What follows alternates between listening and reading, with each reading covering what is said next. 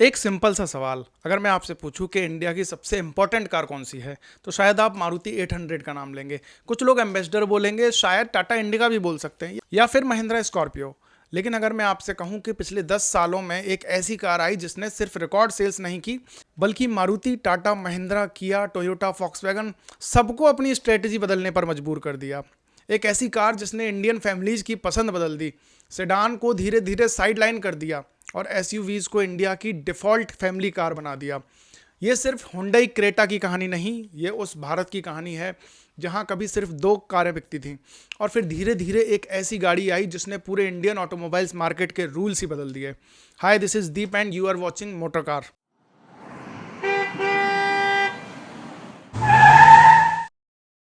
15 अगस्त 1947 भारत आज़ाद हो चुका था, लेकिन इंडियन ऑटोमोबाइल इंडस्ट्री अभी भी अपने बचपन में थी। अगर उस दौर में आप दिल्ली, कोलकाता या बॉम्बे की सड़कों पर खड़े होते तो आज जैसी हज़ारों कारें नहीं दिखाई देती। ज़्यादातर सफ़र साइकिल, बस, ट्रक या ट्रेन से होता था।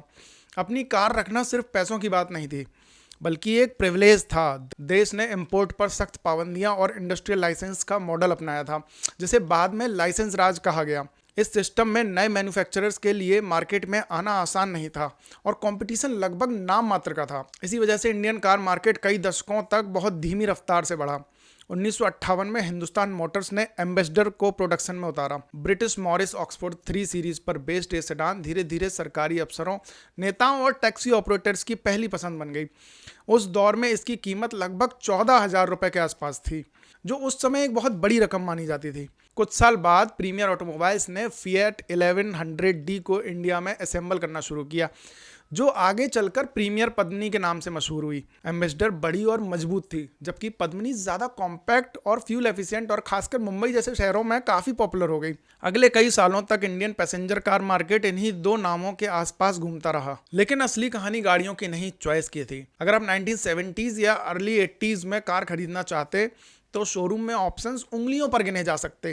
कई बार बुकिंग के बाद डिलीवरी के लिए महीनों नहीं बल्कि सालों तक इंतजार करना पड़ता था। कस्टमर के पास बार्गेनिंग पावर तो थी ही नहीं, क्योंकि डिमांड ज़्यादा थी और सप्लाई बहुत कम। दुनिया में जापानीज और यूरोपियन मैन्युफैक्चरर्स नए नए एक्सपेरिमेंट्स कर रहे थे, लेकिन भारत की सड़कों पर वक्त जैसे रुक सा गया था।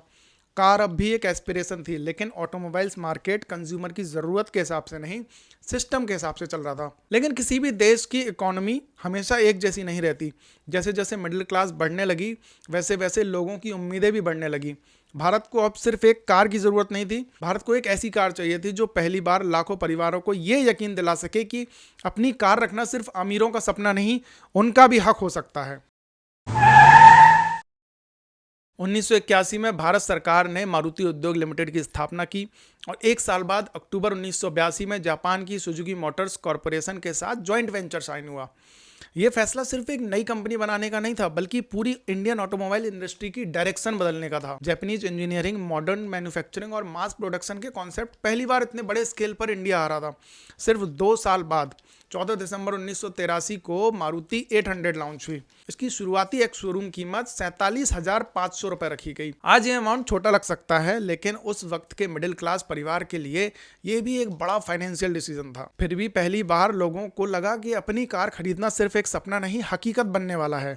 मारुति 800 ने सिर्फ एक प्रोडक्ट के रूप में सक्सेस नहीं पाई, उसने इंडियन बायर्स की सोच बदल दी। फ्यूल एफिशिएंट इंजन, आसान मेंटेनेंस और अफोर्डेबल स्पेयर पार्ट्स और सुजुकी की रिलायबिलिटी ने उसे हर शहर की पहचान बना दिया। डिमांड इतनी ज़्यादा थी कि कई बायर्स को डिलीवरी के लिए 1 साल का भी वेट करना पड़ रहा था। धीरे धीरे मारुति ने 800 के बाद जैन, ओमनी, जिप्सी और फिर ऑल्टो जैसे मॉडल्स पर अपनी पकड़ मजबूत की। एक पूरी जनरेशन के लिए कार का मतलब मारुति बन गया था। फिर आया 1991। भारत ने इकोनॉमिक रिफॉर्म्स का रास्ता चुना। लिबरलाइजेशन, प्राइवेटाइजेशन और ग्लोबलाइजेशन यानी एलपीजी रिफॉर्म्स। इंपोर्ट रिस्ट्रिक्शंस धीरे धीरे कम होने लगे, फॉरेन इन्वेस्टमेंट के दरवाजे खुलने लगे और दुनिया की ऑटोमोबाइल्स कंपनीज ने पहली बार इंडिया को सिर्फ एक डेवलपिंग कंट्री नहीं, बल्कि एक फ्यूचर मार्केट के रूप में देखना शुरू किया। कंपटीशन की हवा चल चुकी थी। इसी बदलते माहौल में साउथ कोरिया की हुंडई मोटर्स कंपनी ने इंडिया में बड़ा दांव लगाया। 1996 में हुंडई मोटर्स इंडिया लिमिटेड की स्थापना हुई और तमिलनाडु के श्री पेरुबुदूर में मैन्युफैक्चरिंग प्लांट बनाना शुरू किया। 2 साल बाद 23 सितंबर 1998 को हुंडई ने सेंट्रो लॉन्च की। इसकी शुरुआती एक शोरूम कीमत लगभग 2.99 लाख रुपए। Tall boy design, modern styling और शाहरुख खान के अग्रेसिव मार्केटिंग कैंपेन ने सेंट्रो को सिर्फ एक हैचबैक नहीं बल्कि नए भारत की पहचान दी। अब इंडियन कंज्यूमर के पास पहली बार सिर्फ चॉइस ही नहीं थी बल्कि कंपैरिजन भी था, और जब कंपैरिजन शुरू होता है तो एस्पिरेशन भी बदलने लगती हैं। अब तक लोग कार खरीद रहे थे और अब लोग अपनी पहचान खरीदने लगे। 1990 के आखिरी सालों और 2000 की शुरुआत तक इंडियन ऑटोमोबाइल्स मार्केट बदल चुका था। हैचबैक अब पहली कार बन गई थी, लेकिन जैसे जैसे लोगों की इनकम बढ़ रही थी वैसे वैसे उनके सपने भी बदलने लगे। अगर किसी ने पहली नौकरी में मारुति 800 या सेंट्रो खरीदी थी तो कुछ साल बाद उसका अगला टारगेट हैचबैक नहीं सेडान होती थी। सेडान सिर्फ एक बॉडी स्टाइल नहीं थी बल्कि सक्सेस की पहचान बन चुकी थी। किसी बिजनेसमैन के घर के बाहर सेडान खड़ी हो, किसी डॉक्टर या लॉयर के ऑफिस के बाहर सेडान दिखे, या किसी शादी में दूल्हा सेडान में आए, ये सब उस दौर की एस्पिरेशनल इमेजिनरी का हिस्सा थी। इस बदलते बाजार में कंपनीज भी अपनी स्ट्रेटेजी बदल रही थी। होंडा ने 1998 में नई जनरेशन की होंडा सिटी के साथ प्रीमियम सेडान सेगमेंट को मजबूत किया। हुंडई ने एक्सेंट लॉन्च करके जापानीज ब्रांड को सीधी टक्कर दी और फिर 2006 में वर्ना को लगभग 6.7 लाख की शुरुआती एक्स-शोरूम कीमत पर उतारा। इधर फोर्ड फिएस्टा लेकर आया, सुजुकी ने SX4 के साथ सेडान मार्केट में बड़ा दांव खेला, स्कोडा ने ऑक्टेविया और बाद में लॉरा से यूरोपियन इंजीनियरिंग का मुजाहरा प्रस्तुत किया, टोयोटा कोरोला के साथ रिलायबिलिटी बेच रही थी, जबकि Honda civic urban premium buyers की फेवरेट बन गई। 2010 के बाद फॉक्सवैगन वेंटो और स्कोडा रैपिड ने भी इस रेस को और तेज कर दिया। हर कंपनी चाहती थी कि जिस कस्टमर की पहली कार हैचबैक थी उसकी दूसरी कार सेडान बने, लेकिन इसी दौर में एक और कैटेगरी धीरे धीरे अपनी जगह बना रही थी। सड़कों पर महिंद्रा स्कॉर्पियो नजर आने लगी। टाटा सफारी पहले ही अपनी अलग पहचान बना चुकी थी। टोयोटा फॉर्च्यूनर बड़े शहरों में स्टेटस सिंबल बन रही थी, लेकिन इन सब गाड़ियों को देखकर भी आम मिडिल क्लास बायर शोरूम तक नहीं जाता था। इन गाड़ियों की इमेज पावरफुल थी लेकिन प्रैक्टिकल बहुत कम थी। ये एसयूवी ज्यादातर पॉलिटिशियन, कॉन्ट्रैक्टर, बिजनेसमैन या लॉन्ग डिस्टेंस हाईवे यूजर्स से जोड़ी जाती थी। फैमिली कार के रूप में इनका नाम भी पहली चॉइस तो नहीं ही था। सेडान का दौर अपनी बुलंदी पर था, लेकिन भारत की सड़कें धीरे धीरे बदल रही थी। हाईवेज लंबे हो रहे थे और शहरों का ट्रैफिक घना होता जा रहा था। लोगों को एक ऐसी गाड़ी की तलाश थी जो सेडान जितनी कंफर्टेबल हो लेकिन उसकी सीमाओं में बंधी हुई ना हो। मार्केट में एसयूवी मौजूद थी, लेकिन उस मार्केट की सबसे बड़ी प्रॉब्लम यह थी कि वो अभी तक हर फैमिली के लिए बनी ही नहीं थी। सन 2000 के दौर में अगर किसी शोरूम में जाकर आप एसयूवी देखते तो ज़्यादातर ऑप्शन एक ही तरह के मिलते, या तो वो बहुत बड़ी होती थी या फिर महंगी, या फिर उन्हें देखकर ही लगता था कि ये रोज़ ऑफिस जाने के लिए या बच्चों को स्कूल छोड़ने के लिए तो नहीं बनी है। टाटा सफारी जो 1998 में लगभग 6.95 लाख की शुरुआती कीमत पर लॉन्च हुई थी, इंडियन रोड्स के लिए एक बोल्ड स्टेटमेंट थी। फिर महिंद्रा स्कॉर्पियो आई। 20 जून 2002 को लॉन्च हुई स्कॉर्पियो की शुरुआती कीमत लगभग 5.5 लाख रुपए रखी गई और उसने महिंद्रा की इमेज ही बदल दी। कुछ साल बाद टोयोटा फॉर्च्यूनर ने 2009 में लगभग 18.45 लाख की स्टार्टिंग प्राइस के साथ प्रीमियम एसयूवी सेगमेंट में एंट्री ली। इधर होंडा सीआरवी और फोर्ड एंडिवर जैसे नाम भी मार्केट में थे, लेकिन इन सब की पोजीशनिंग एक कॉमन मिडिल क्लास फैमिली से काफी दूर थी। प्रॉब्लम एसयूवी की क्वालिटी में नहीं थी, प्रॉब्लम उसकी फिलॉसफी में थी। Ladder frame chassis, heavy diesel engines, बड़ा साइज और रग्ड इमेज उन्हें हाईवे, रफ रोड्स और अथॉरिटी का सिंबल बनाती थी। लेकिन एक फैमिली जो रोज सिटी ट्रैफिक में चलती हो, वीकेंड पर मॉल जाती हो और साल में 2 बार रोड ट्रिप करती हो, उसके लिए परफेक्ट एसयूवी अभी भी शोरूम में मौजूद नहीं थी। बायर्स को सेडान का कंफर्ट पसंद था, लेकिन एसयूवी की ड्राइविंग पोजीशन और रोड प्रेजेंस भी अट्रैक्ट करने लगी थी। मार्केट दो अलग दुनिया के बीच अटका हुआ था। फिर 4 जुलाई 2012 को रेनो ने इंडिया में डस्टर लॉन्च की। इसकी शुरुआती एक्स शोरूम कीमत 7.19 लाख रखी गई।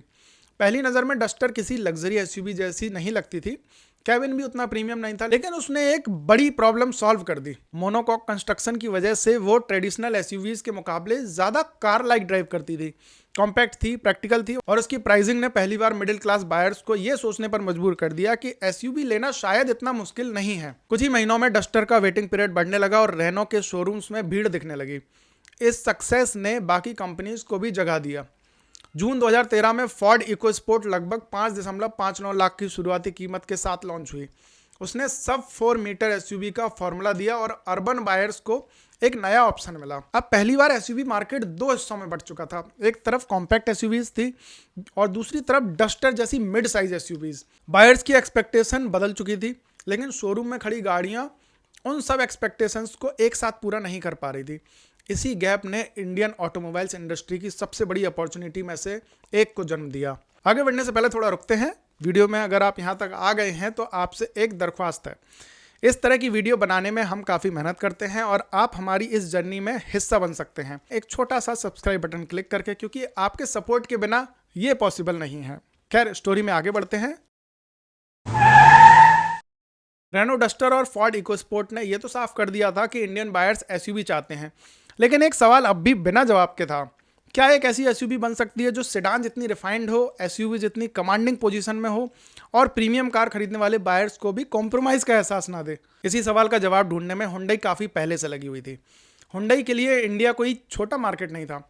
1998 में सेंट्रो की सक्सेस के बाद कंपनी ने लगातार एक ही स्ट्रेटेजी फॉलो की। हर नए सेगमेंट में सिर्फ एंट्री नहीं करनी, बेंचमार्क बनाना है। सेंट्रो ने मारुति को चैलेंज किया, i10 ने प्रीमियम हैचबैक सेगमेंट में अपनी जगह बनाई, वर्ना ने सेडान सेगमेंट में हुंडई की पकड़ मजबूत की और धीरे धीरे कंपनी का डीलर नेटवर्क पूरे देश में फैलने लगा। हुंडई ने एक और चीज़ बहुत जल्द समझ ली थी, इंडियन कस्टमर सिर्फ माइलेज नहीं देखता, वो फीचर्स भी देखता है। इसलिए rear AC vents, electrically adjustable ORVMs, automatic climate control और प्रीमियम इंटीरियर्स जैसे फीचर्स हुंडई ने कई राइवल्स से पहले मेन स्ट्रीम बायर्स तक पहुंचाए। इसी दौरान साउथ कोरिया और चाइना में हुंडई एक नए कॉम्पैक्ट एसयूवी प्रोजेक्ट पर काम कर रही थी। चाइना में इस मॉडल को iX25 नाम दिया गया और 2014 में वहां लॉन्च भी कर दी गई। लेकिन इंडिया के लिए हुंडई ने सिर्फ नाम नहीं बदला, पूरी स्ट्रेटेजी दोबारा लिखी। कंपनी के इंजीनियर्स और प्रोडक्ट प्लानर्स ने Indian roads, fuel quality, localisation, pricing और कस्टमर एक्सपेक्टेशन को ध्यान में रखकर इस एसयूवी को अलग तरह से प्रिपेयर किया।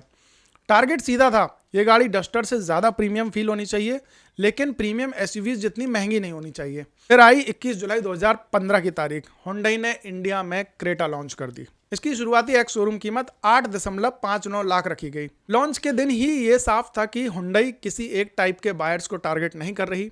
1.6 लीटर पेट्रोल, 1.4 लीटर डीजल और 1.6 litre diesel engine options available थे। मैनुअल के साथ automatic transmission, premium cabin, touch screen infotainment, projector headlamps और हुंडई की एस्टेब्लिश्ड सर्विस नेटवर्क। कंपनी ने लगभग हर उस बायर को एड्रेस करने की कोशिश की जो सेडान से अपग्रेड करना चाहता था या डस्टर जैसी एसयूवी देख रहा था लेकिन उससे कुछ और प्रीमियम चाहिए था। क्रेटा शोरूम में आ चुकी थी, लेकिन असली इम्तिहान अब स्पेसिफिकेशन शीट का नहीं, कस्टमर के फैसले का था। यहीं से पता चलना था कि इंडियन बायर्स एक एसयूवी से असल में चाहते क्या हैं।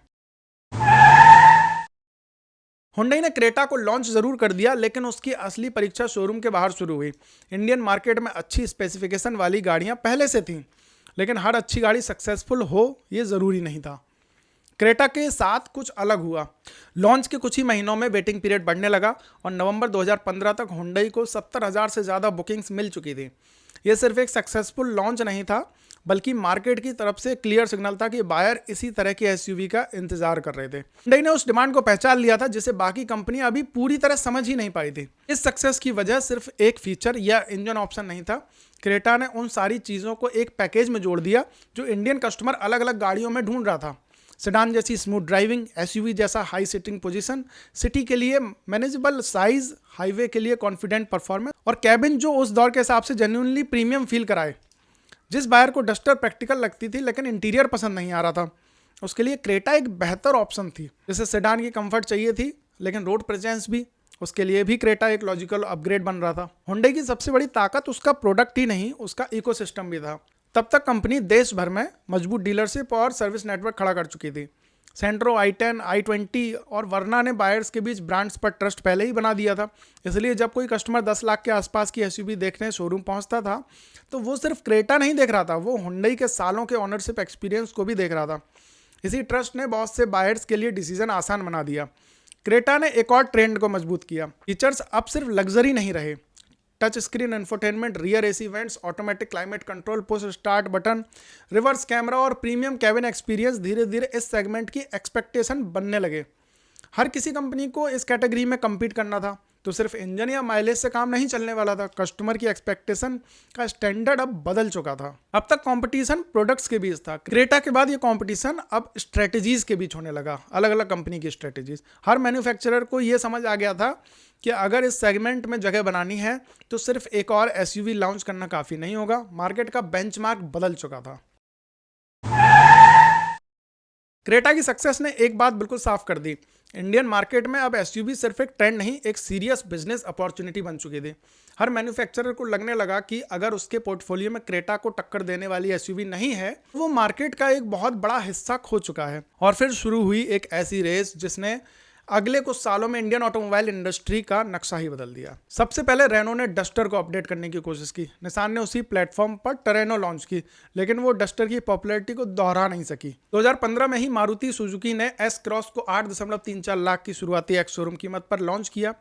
पेपर्स पर सब कुछ सही लग रहा था, स्ट्रॉन्ग डीलरशिप नेटवर्क, नेक्सा का प्रीमियम एक्सपीरियंस, फिएट का 1.6 litre diesel engine, road presence और एसयूवी वाली पर्सनालिटी जो क्रेटा में थी, एस क्रॉस में उतनी मजबूत नजर नहीं आ रही थी। मारुति ने एक अच्छी कार बनाई, लेकिन वो बायर्स के दिमाग में क्रेटा जैसी इमेज नहीं बना पाई। 2017 में जीप ने कंपास लॉन्च की। इसकी शुरुआती कीमत लगभग 14.95 लाख थी। कंपास ने बिल्ड क्वालिटी, ड्राइविंग डायनामिक्स और प्रीमियम ब्रांड इमेज से मार्केट में को इम्प्रेस किया, लेकिन उसकी पोजीशनिंग क्रेटा से काफ़ी ऊपर थी। उन बायर्स के लिए थी जो और ज़्यादा प्रीमियम एक्सपीरियंस चाहते थे।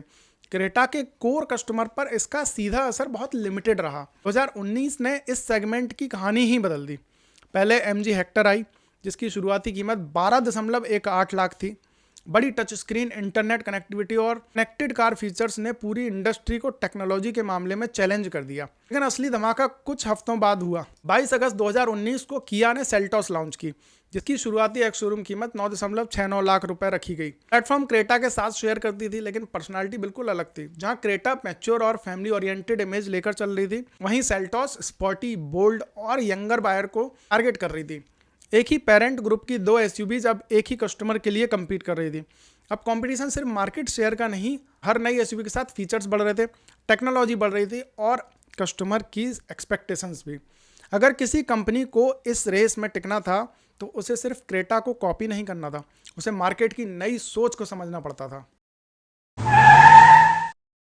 2020 के बाद इंडियन ऑटोमोबाइल्स मार्केट में एक अजीब सा पैटर्न दिखने लगा।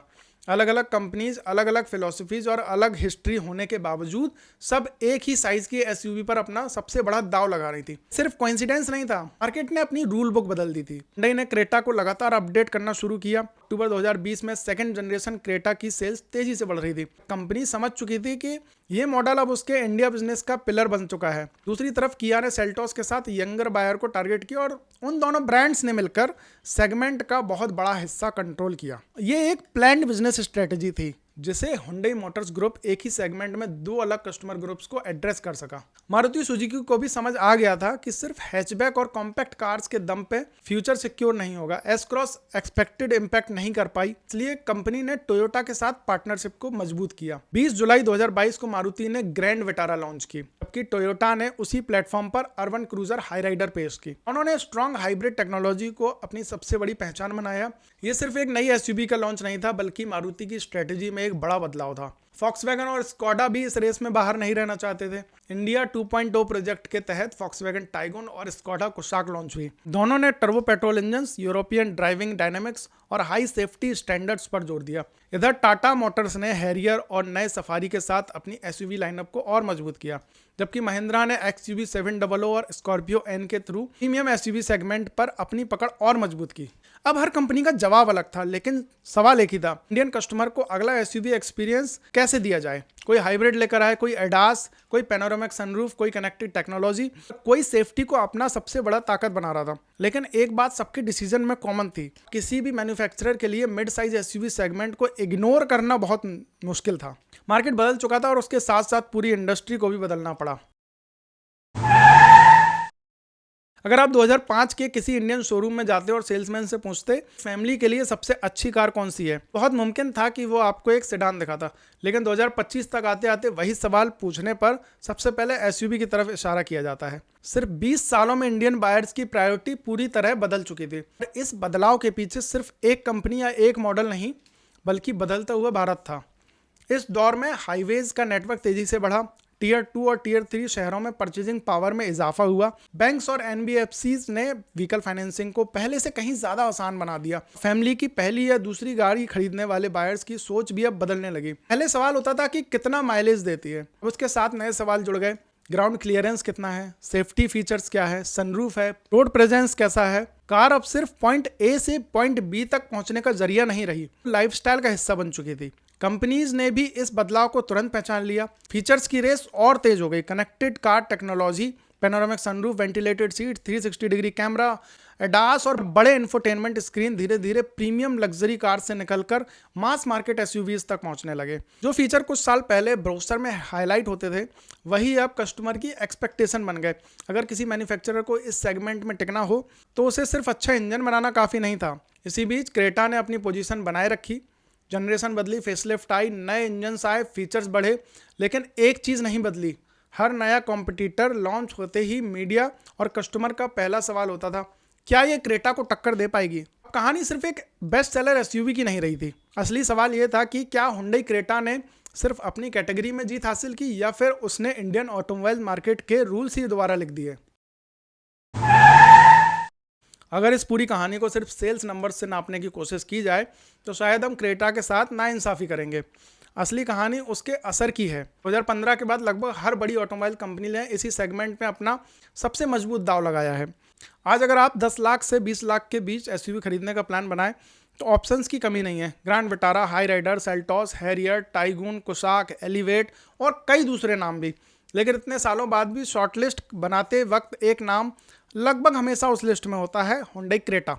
क्योंकि इस सेगमेंट में सिर्फ एक सक्सेसफुल प्रोडक्ट बनाना काफ़ी नहीं होता, हर कॉम्पिटिटर को उस बेंचमार्क से कंपेयर होना पड़ता है जो मार्केट ने खुद तय किया हो। शायद इसीलिए हुंडई ने भी रुकना पसंद नहीं किया। पिछले कुछ महीनों में अगली जनरेशन की क्रेटा को साउथ कोरिया और यूरोप में कई बार हैवी कैमोफ्लेज के साथ टेस्टिंग के दौरान दिखाया गया। इंडस्ट्री की कुछ खबरों के मुताबिक ये नई क्रेटा हुंडई किया के नए K3 प्लेटफॉर्म पर बेस्ड होगी, जो फ्यूचर इलेक्ट्रिफिकेशन और हाइब्रिड टेक्नोलॉजी को सपोर्ट करती है। स्पाई शॉट्स और इनिशियल रिपोर्ट्स इस बात का भी इशारा देती हैं कि एसयूवी पहले से ज़्यादा स्पेशियस होगी। उसमें और एडवांस्ड एडास, नए सॉफ्टवेयर ड्रिवन फीचर्स और एक कंप्लीटली रीडिज़ाइंड कैबिन देखने को मिल सकता है।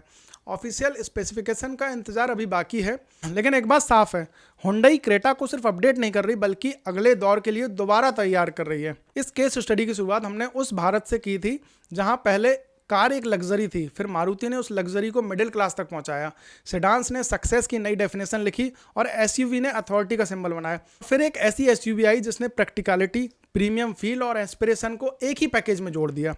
क्रेटा ने एसयूवी का ट्रेंड शुरू नहीं किया, लेकिन उसने उस ट्रेंड को इंडिया की सबसे बड़ी ऑटोमेटिव मूवमेंट में ज़रूर बदल दिया। कहानी की सबसे इंपॉर्टेंट बात यह है कि 10 सालों बाद भी रेस खत्म नहीं हुई, बेंचमार्क अब भी वहीं खड़ा है। और अगर स्पाई शॉट्स, न्यूज़ रिपोर्ट्स और हुंडई की तैयारियों पर भरोसा करें तो किंग इज़ कमिंग बैक। आप हुंडई क्रेटा के बारे में क्या सोचते हैं, और अगर आप क्रेटा ओनर हैं तो आपके लिए क्रेटा क्या है, कमेंट में ज़रूर बताइए। इस तरह की और भी केस स्टडीज़ के लिए मोटर कार को सब्सक्राइब करें और नोटिफिकेशन आइकन को क्लिक ज़रूर करें। मेरा नाम है दीप, अपना ख्याल रखें, मिलते हैं नेक्स्ट वीडियो में, बाय।